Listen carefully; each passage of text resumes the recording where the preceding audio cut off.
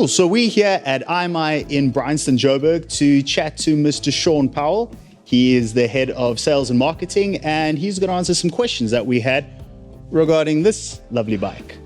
How you doing, Sean? Good on you, Josh. Lekker, man. So obviously we really enjoyed the bike. I think it's pretty evident from the video. But we did have a couple of questions, not necessarily things that were bugging us, but just, for potential buyers, things that they might want to know. So the one thing that we were kind of thinking about is the tires that roll out from the factory on this bike. They obviously work really, really well.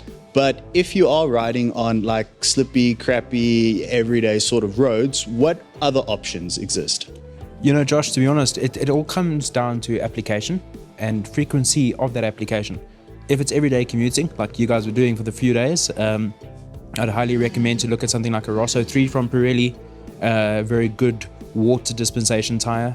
So in the wets, Joburg can go from sunny to wet in a very short space of time, and you find yourself getting caught out. So Rosso 3s are great for that sort of stuff. They come out stock standard on Tuano, and you can feel the difference between that versus the more sportier heat focused tire. And in terms of like mileage and stuff like that, they do. They do, but it, once again, kind of boils down to riding style. If you're aggressive on the throttle and on the brakes, like some people are, you will find yourself going through it in about 4,500 Ks. Sure. A little bit more conservative, and you could find probably 7,000 Ks out of them. Depends on the riding style and how abrasive you are on them. All right, cool. The next thing, obviously, is it is a track-focused bike. Is there any prep work that necessarily has to go into it, or do you just rock up at the track with it as is and let loose?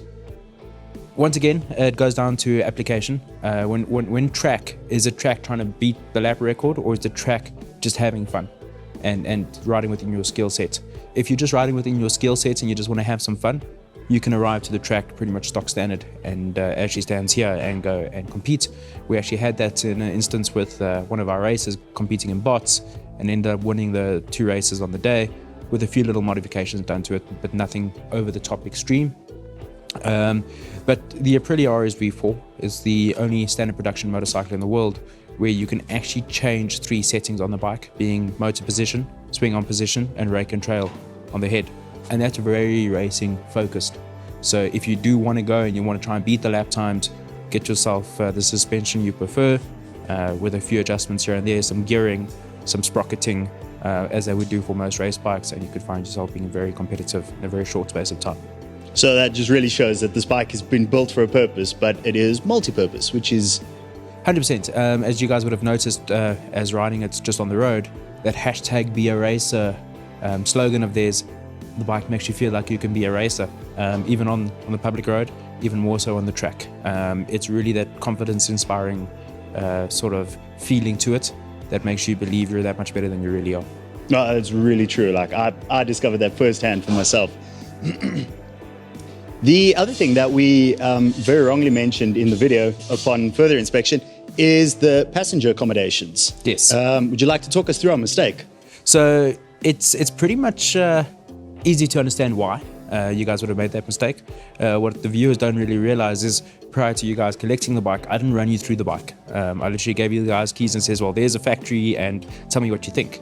And I did that for a reason. I did that to try and get an idea as to how the normal consumer would see it, standing on the sales floor to rolling out on a demo ride, as to how they would, what they would pick up on. When you look at the standard tailpiece, it's very difficult to tell that there can actually be a seat that goes over the cowl. The Aprilia comes with both, the 2020 models up until 2020. They come with the seat cowl as well as the seat, and it's a very quick system on how to pop it off and pop it on, which is you don't really expect it to be that easy. No, not at all. Especially if you sort of look at those little wings and stuff at the back, you think, cool, race bike, aerodynamics, all that. It kind of made sense. But then you look and it's got passenger pegs and you think, well, maybe there's more to it. So I'm actually glad to find out that that is indeed the case. I mean, the seat's actually on that one. It sits so nicely, you struggle to tell. No, really, really cool. Well done on that little design feature there. The other thing that really caught us was the exhaust as standard on this bike. It sounds incredible, and a lot of bikes these days roll out and they're very muted and sort of dull. How did they manage to get past Euro 4 or Euro 5 with this pipe? They're geniuses, to be honest, is my only answer. I don't know how they did it. Honestly speaking, there is there's like a butterfly exit valve in the exhaust pipe that comes open a little bit more once you get to about that 4,000 or 5,000 RPM sort of bracket, and really gets winding from 9,000 once the second set of injectors come into play.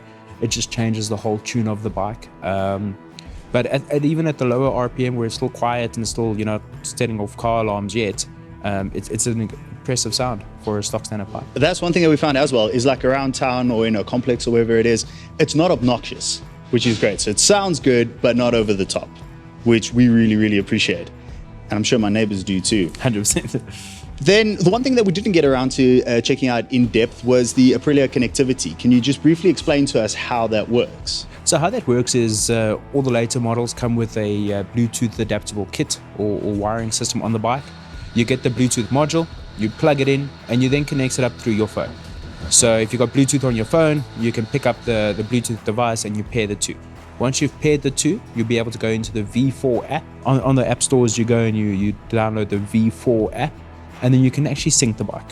It can tell you everything that you need to know, average fuel consumption, average speed, top end, all of that, the G-forces used on braking. It can even go as far as to mapping out race circuits. So they come with a whole list of preset racetracks on the app, including Killarney in Cape Town, coincidentally, but not Kyalami or Red Star. But you can then map out your own map at the local track, which then can give you a little bit more in-depth data and analysis to it. And the V4 app just really allows you to get that a little bit closer to your bike. It's like MotoGP stuff, actually. It's really, really impressive, actually. Then I actually meant to ask you about, there's a little button with the globe icon at the bottom that we also didn't get to discover. Does that have to do with that connectivity? That has to do with the connectivity. It sets the connectivity up almost the Bluetooth pairing a little bit quicker than having to go through the dash and trying to find it through the dash.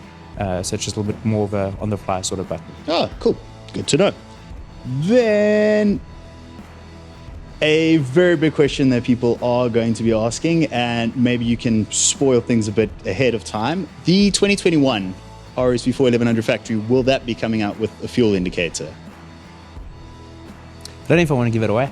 You're going to keep that one a secret? I think I want to keep it a secret and make people come see it. All right. No, I'm joking. It does. It's definitely coming with a fuel gauge. Aprilia's listened and they've listened. They thought, Aprilia being the more upper end market, they know they've got some really clever clientele, so they thought they could calculate fuel consumption, but not everyone can. So, like myself, I've had to push my bike a few times. Well, so the guesswork's out of it now. With a new model coming out with a new electronics package as well as a new ECU, one of the plus sides to it is the fact that it does come with a fuel gauge. Do you think that speaks to the fact that people are using it more on the roads, more everyday sort of environments where something like that would come in handy? Indeed. With the introduction of the new RS660 being more road focused, and Aprilia are synonymous to using the same sort of technology across their range, it's easy to see where it comes from. It comes from the RS660. It's now actually filtered its way up rather than the way down like a lot of other manufacturers do. So, starting off with the top model being the latest and greatest, and then it works down into the 600s, etc. over the next 2 or 3 years. Aprilia went a bit differently, and they kind of started off with the 660 being the latest, greatest tech and spec, and now moving it up into the 2021 bikes, being the Tawana as well as the RSV4, getting the same electronics package. But we first see that package on the 660. It's really cool to see them do that, because oftentimes they have the big bikes and then the technology filters down into the bottom range, or not bottom range, but the lower range bikes. Now they're working the other way around to show that they are really listening to the clients and really giving them what they need. Then the last question is somewhat of a tricky one, but there are a lot of misconceptions about owning an Italian bike and things that go around that in terms of reliability, after-sales service, cost of ownership, those kind of things. Is there anything you'd like to address in terms of that? Well, yeah. Essentially in the past, when people started falling in love with Italian brands in the late 90s, early 2000s, unfortunately parts, spares, servicing was all very, very expensive. Is the best way to put it, and it just kind of made people have that idea that it's very expensive to maintain. Having a look at the RSV4 factory, however, it's actually not that expensive. If you look at the cost of ownership, the cost of running it, it's not that bad. An oil service will cost you around about 1,800 Rand, including labor, top of the range oil, OEM oil filters, etc. And then the 10,000 valve clearance gets closer to about 9 grand, and that's complete service from fluid flush to valve clearance. And if you actually have a look in where everyone else is at, it's actually pretty much on par, if not in the same ballpark. So yeah, cost of ownership on the Aprilia range is something we've actually focused heavily on to try and break down the stigma of the yesteryears where it was very expensive, you couldn't get parts. It's on average is now between 3 to 6 weeks for us to get parts if the factory's got stock. Unfortunately, they don't always have stock, especially on some of the older models. So that does come as a case-by-case basis. However, on the general rule of thumb, it's between 3 to 6 weeks for us to get parts into South Africa if we don't have it in stock ourselves. That's not terrible at all. So it is basically a case of there used to be issues way back when. They've obviously been filtered out, and today they're as modern and as reliable and as cost-effective as pretty much any other bike. So that's really, really good to know. Plus, you get a bike that looks as great as this does. So it's little sprinkles on top there. 100%. Thank you so much for your time, Sean. We really appreciate it. If you do have any more questions you'd like to ask, we'll pop their information in the description box below. Get a hold of them and ask anything that you would really like to know about both Aprilia and Moto Guzzi here at Italian Motorcycle Importers. I have been Josh for MotoTribe. Subscribe if you want to find out more about these wonderful bikes. I'll catch you guys in the next video.